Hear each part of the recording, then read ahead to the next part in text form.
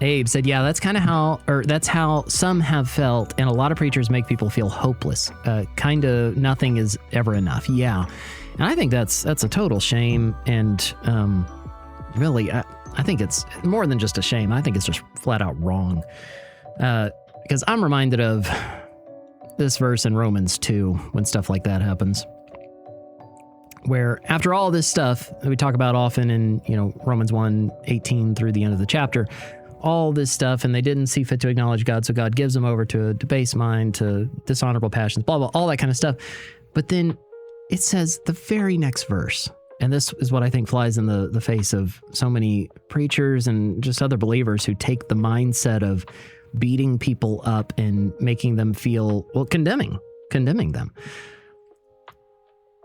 Romans 2:1 is like a word of warning to the believer not to have that kind of mindset or outlook towards others. It says, therefore, you have no excuse, O man, every one of you who judges.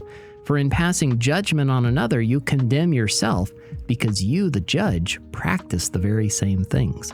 Because inherent to that kind of mindset is an assumption that is almost never true, and that's, I've never messed up like that. I don't sin. I'm perfect. No, you ain't. No, you ain't. Know how I know? Well, a few reasons. For all have sinned and fall short of the glory of God. But also, 1 John 1,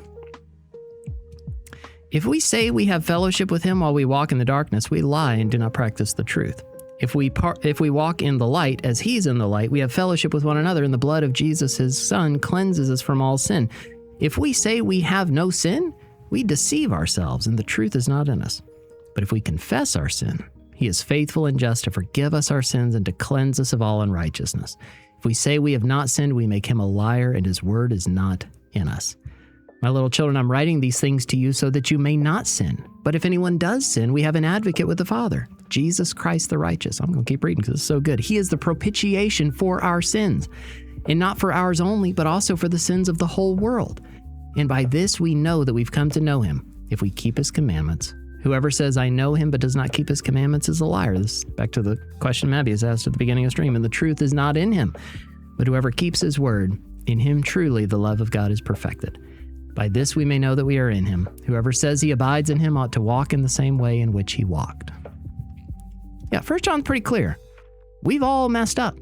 So don't take that Romans 2:1 kind of mindset and approach toward others, pastors, preachers, Christians, all of us, anybody, to judge others, pass judgment on others, because then we just condemn ourselves, because you're not perfect either. Neither am I. We've all fallen short of the glory of God. I'm going to go to another one because I can, and because I've got the microphone and the camera and the keyboard. 1 Corinthians 6:9 through 11. And who's going to stop me?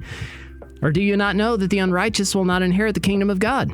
Do not be deceived. Neither the sexually immoral, nor idolaters, nor adulterers, nor men who practice homosexuality, nor thieves, nor the greedy, nor drunkards, nor revilers, nor swindlers will inherit the kingdom of God. But it doesn't stop there.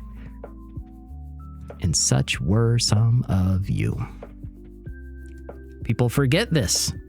Forget that they have a past. That we all have a past. We all need the mercy and grace of God.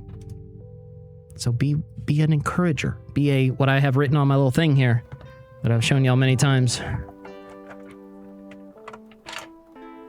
See the blue on the bottom corner? I can't point correctly. Over here. Be a hope dealer. Share hope. Share the hope that lies within you. That's 1 Peter. Always be ready to give a defense for the reason, or a reason for the hope that lies within you.